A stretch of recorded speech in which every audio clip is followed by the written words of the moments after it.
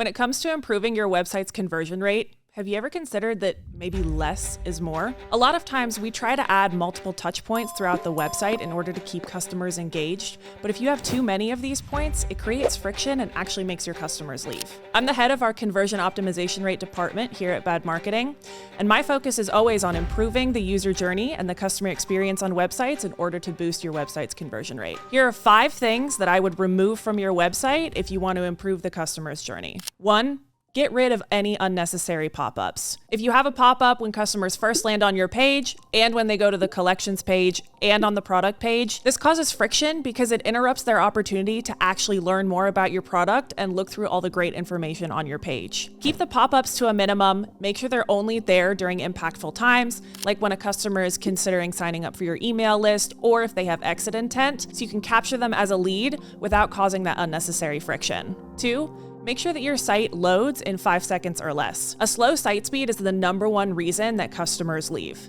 If they have to wait to look at the products that they want, to move on to the cart, or to proceed to checkout, they're gonna get frustrated and they're not gonna wanna waste that time.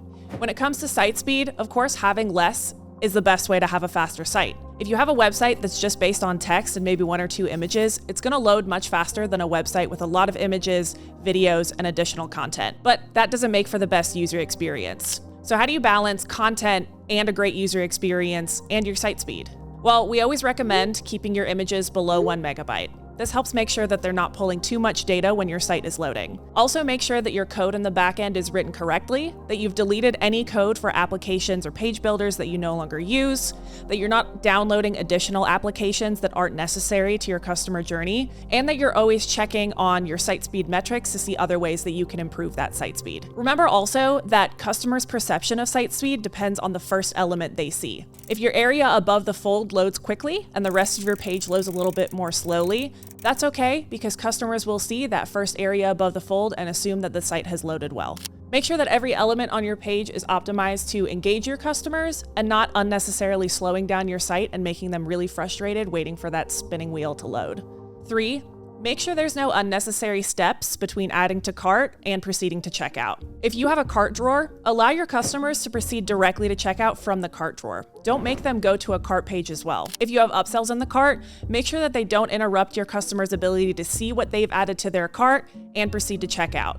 Nobody likes a pop-up when they're standing in line waiting to pay for their order. Upsells and downsells are essential for boosting your AOV, increasing your ROI, and improving your ad spend ROAS. However, you want to make sure that these upsells are positioned in a way that it doesn't become frustrating for your customers to experience them. Adding relevant products or bundle options on your product pages is a great way to increase potential AOV because customers see products that are normally bought together. You can also add upsells in your cart, but we recommend keeping these to a minimum because the goal of the cart is for customers to see what they've added, make the final decision on what they would like to purchase, and then proceed to checkout. Pop-ups for different upsells in your cart or different order bumps and offers become confusing and overwhelming. So make sure you keep those to a minimum, maybe just one offering priority processing, and then allow your customers to move forward to the checkout process. A lot of times we'll see clients who add multiple upsells and downsells for 4 or 5 different products after the purchase phase, and this just becomes frustrating for your customers, and they probably won't even finish out that funnel. Remember that the smoother your customers process from cart to checkout, the more likely they are to complete checkout, the less questions they'll have,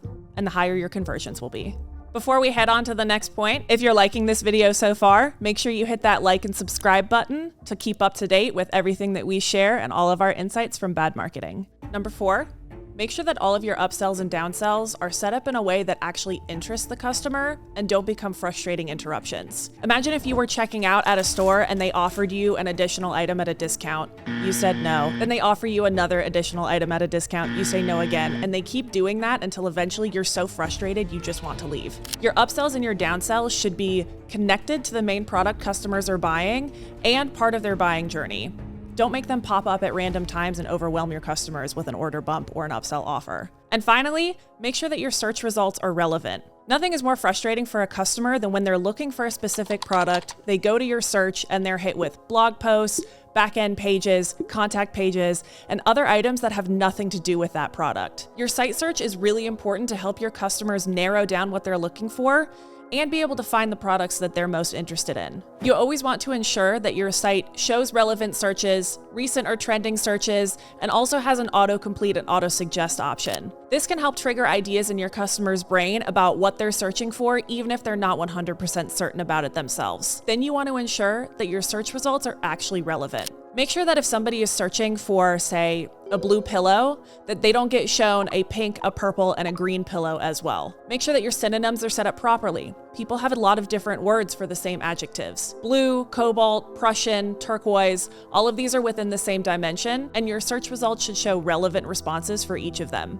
Take a look at the back end of your search system, whether it's Shopify Search and Discovery or your Google Analytics, and see what keywords your customers are searching for most. This can help you get a better idea of what they actually want to find when they go to the search, and also what they might not be able to find on your site in general. Remember that your search is a super important step to helping your customers navigate through your website. It should always be easy to find, easy to submit, and easy to resubmit if they're searching for a specific item, and it should never take them completely away from your website and their buying experience. Now, if this video has helped you solve a problem with your website, make sure you hit that like button below and subscribe for more videos like this in the future. Catch you there.